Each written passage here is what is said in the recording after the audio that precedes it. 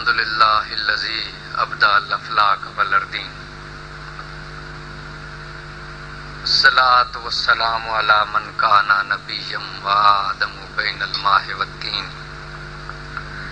وعلی آلہ واصحابہ اجمعین اما بعد فاعوذ باللہ من الشیطان الرجیم بسم اللہ الرحمن الرحیم والذین آمنوا اشد حبا للہ صدق اللہ العظیم ان اللہ وملائکتہ یصلون علی النبی یا ایھا الذین آمنوا صلوا علیہ وسلموا تسلیما الصلاۃ والسلام علیک یا سیدی یا رسول اللہ وعلی آلک واصحابک یا حبیب اللہ.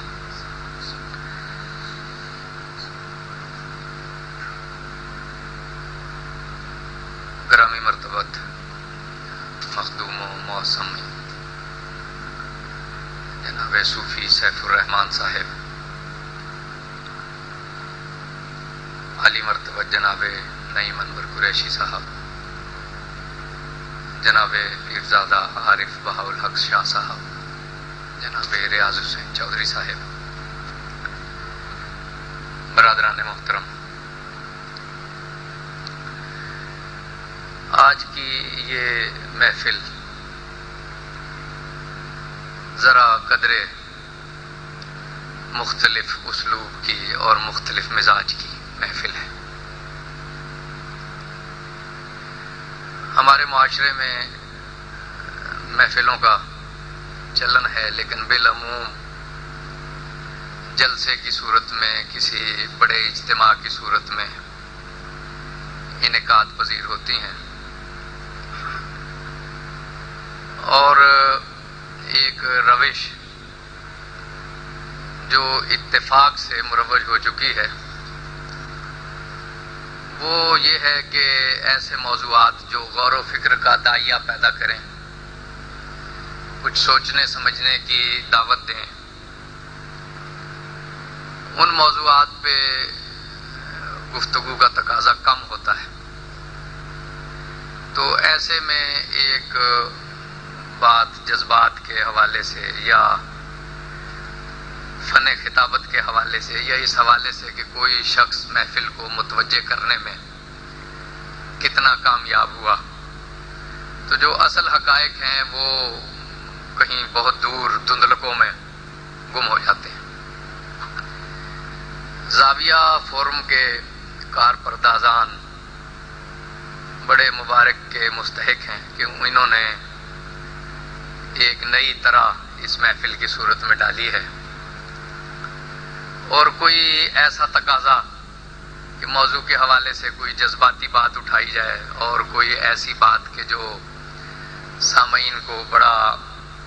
ایک کیفیت میں مبتلا کر دے یا کسی جذبات کی رو میں وہ بہتے چلے جائیں، تو ایسا کوئی تقاضا افضل بٹ صاحب اور ان کے احباب کا نہیں ہے. تو یہ اصل میں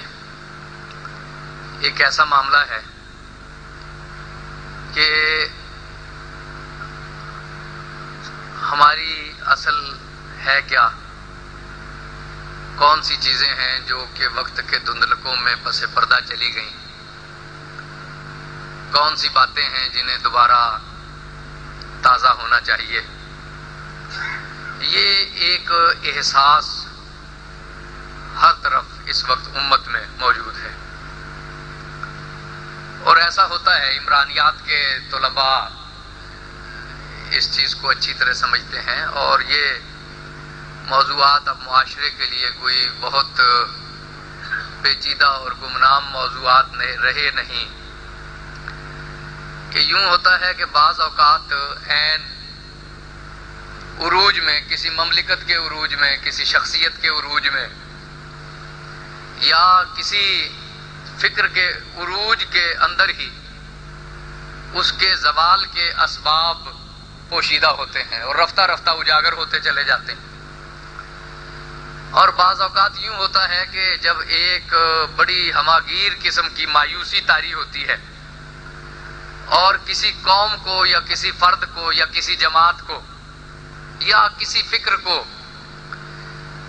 یہ یقین تو کیا گمان تک نہیں ہوتا کہ اس کے سنبھلنے کی بھی کوئی صورت ہے، اس کے بحالی کی بھی کوئی صورت ہے، تو بعض اوقات اسی نا امیدی کے اندھیروں میں کوئی امید کی ہلکی سی کرن نمودار ہوتی ہے، اور رفتہ رفتہ شعور اور آگہی کا پورا آفتاب انہی دھندلکوں سے طلوع ہو جاتا ہے۔ تو یہ ایک اچھا سمبل ہے کہ ہم لوگ سوچ رہے ہیں کہ ہمارے یہ جو موضوعات ہیں، یہ جو ہماری اصطلاحات ہیں، یہ جو ہمارے لفظ ہیں، ان کی حقیقت کیا ہے، ان کی تہ میں کیا معنویت پوشیدہ ہے، یہ ہمارے ہیں بھی یا نہیں، اور اگر ہمارے ہیں تو کس حد تک ہمارے ہیں، اور اگر ہمارے نہیں رہے تو کس حد تک یہ ہمارے نہیں رہے۔ تو یہ ایک اچھی علامت ہے۔ وہ علامہ نے کہا تھا نا کہ کارواں کے دل سے احساس زیاں جاتا رہا، تو ایک احساس زیاں تو پیدا ہو رہا ہے، تو یہ ایک بڑی اچھی علامت ہے۔ بعض اوقات بڑے بڑے انقلاب آئے اور کوئی لمحہ مختصر،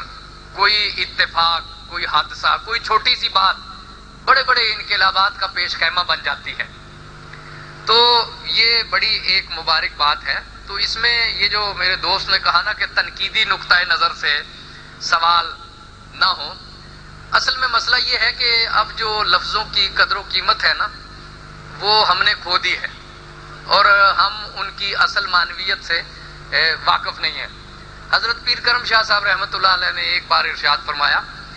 کہ دیکھیں، جو قوم الفاظ کی معنویت پہ غور چھوڑ دیتی ہے اور لفظوں کی قیمت کا احساس اور ادراک اس قوم میں باقی نہیں رہتا، وہ زوال پذیر ہو جاتی ہے۔ آپ فرمانے لگے کہ ہمارے دور میں صرف دو ہی شخصیات ایسی تھی جو علامہ تھی، ایک علامہ محمد اقبال اور ایک علامہ مشرقی۔ تو آج ہر شخص علامہ ہے، ہر شخص آج علامہ ہے۔ اس لفظ کی معاشرے میں ایک قیمت تھی، وہ اب وہ قیمت نہیں رہی۔ یہ ملا جسے ہم آج انتہائی تحقیر کی بات کہتے ہیں، اس کی اصل کیا ہے؟ ملاؤن، کہ ایک شخص جب علم سے لبالب ہو جائے اور وہ بولے تو علم ہی پھوٹے، سنے تو اس کی توجہ علم پر ہی جائے، دیکھے تو علم ہی کے زاویے سے دیکھے، اس کا اٹھنا بیٹھنا، اس کا گفتار، اس کی کردار، حرام کلام سب جب علم ہی کے سانچے میں ڈھل جائے تو وہ ملا ہوتا تھا۔ اسے کہتے تھے کہ یہ علم سے اس قدر لبالب ہو چکا ہے کہ کوئی سطحی بات، کوئی جہالت کا کوئی حوالہ اب اس کی ذات سے منسوب ہی نہیں ہو سکتا۔ یہ لفظوں کی قدر و قیمت ختم ہو گئی، تو آپ نے فرمایا کہ قومیں اس لیے زوال کا شکار ہو جاتی ہیں۔ تو میں نے اپنے دوست سے گزارش کی، میں نے کہا کہ جب آج ہم تصوف کی بات کر رہے ہیں تو ایسا ہے کہ گفتگو کرتے ہوئے ہم پہلے تو آغاز خود کریں اور سادگی کی طرف لوٹ آئیں، تو کوئی ضروری نہیں ہے کہ تعارف کرتے ہوئے کہا جائے کہ یہ دانشور ہیں یا یہ بہت بڑے علامہ ہیں یا یہ ہے۔ تو آغاز ہم یہیں سے کر لیں، جب ہم بات ہی تصوف کی کر رہے ہیں تو کیوں نہ ہم اپنی مجلس کے اسلوب کو ہی سادہ بنائیں اور کوئی ایسی بات نہ کریں۔ تو یہ بڑی مبارک بات ہے۔ یہ جو تنقید ہے، تنقید کا اصل لفظ مطلب ہے پرکھنا۔ اب ہماری بدقسمتی یہ ہے کہ ہم تنقید کو تنقیس کے معنوں میں استعمال کرتے ہیں۔ ایک ہے نا توصیف، کسی کا وصف بیان کرنا، اور ایک ہے تنقیس، کسی کا عیب نکالنا۔ تنقید کا تعلق نہ تو توصیف سے ہے نہ عیب نکالنے سے، یعنی نہ توصیف سے ہے نہ تنقیس سے ہے۔ تنقید کا بنیادی مطلب تو یہ ہے پرکھنا۔ تو کسی چیز کو پرکھنے میں اس کی توصیف کا پہلو بھی سامنے آ سکتا ہے، اس کی مذمت کا پہلو بھی سامنے آ سکتا ہے۔ تو لہٰذا تنقیدی سوالات سے مراد یہ ہے کہ ایک ہے نا تنقیس، جسے آج کی اصطلاح میں ہم کہتے ہیں تنقید برائے تنقید، حالانکہ یہ لفظ ہونا چاہیے تنقیس برائے تنقیس۔ تو سوال کا مطلب نقص نکالنا نہیں، بلکہ سوال کا مطلب یہ ہوتا ہے جستجو کرنا، حقیقت کا سراغ لگانا۔ تو جو سوال حقیقت کا سراغ لگانے والا سوال ہو، نہ وہ توصیفی ہے نہ وہ تنقیسی ہے۔ تو حقیقت میں تو تنقید کے مثبت رویے کو، اور تنقید کا رویہ ہوتا ہی مثبت ہے، بس اب یہ المیہ ہے کہ ہمارے ہاں لفظ جو ہے وہ مشکوک صورت اختیار کر گئے ہیں، تو اس لیے یہ تو ایک مستحسن صورت ہے کہ ہم چیز کو پرکھیں، تولیں اور اچھی طرح جانیں کہ یہ کیا ہے۔ اب یہ دیکھیں، تصوف بنیادی طور پہ آپ تصوف کی کتابیں اٹھائیں تو اللہ کی محبت، اللہ ایک ایسی حقیقت ہے کہ جو بہرحال ہے، غزالی رحمت اللہ علیہ نے بڑی خوبصورت بات سمجھانے کی کوشش کی کہ کسی دہریے نے کہ خدا ہے کہ نہیں ہے، تو انہوں نے کہا کہ کبھی کوئی ایسا موقع بھی آیا کہ تم سفر کر رہے ہو، کشتی کے تختے ٹوٹ گئے اور تم ڈوبنے لگے؟ زندگی میں کبھی کوئی ایسا؟ ایک عارف کا سوال تھا، اس نے کہا کہ ایک میری زندگی میں ایسا لمحہ تو آیا تھا کہ میں بے دست و پا ہو گیا تھا اور مجھے یوں محسوس ہوتا تھا کہ اب یہ موجیں مجھے بہا کر لے جائیں گی۔ غزالی نے کہا کہ اس وقت کوئی امید کی ہلکی سی رمق تمہارے دل میں ہوگی تو صحیح، کوئی تختہ دار پر بھی شخص کھڑا ہوا ہونا تو ایک امید کی ہلکی سی رمق اس کے دل میں بھی ہوتی ہے کہ کوئی طاقت ایسی جو کہ مجھے بچا لے اور دوبارہ مجھے زندگی کا شعور اور لطف اور لذت حاصل ہو جائے۔ اس نے کہا کہ ہاں، اس وقت جب کہ مجھے یقین ہو گیا تھا کہ میں ڈوب رہا ہوں،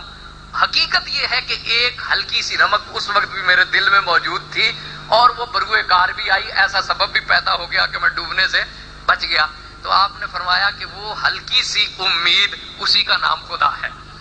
وہی اللہ ہے۔ تو حقیقت یہ ہے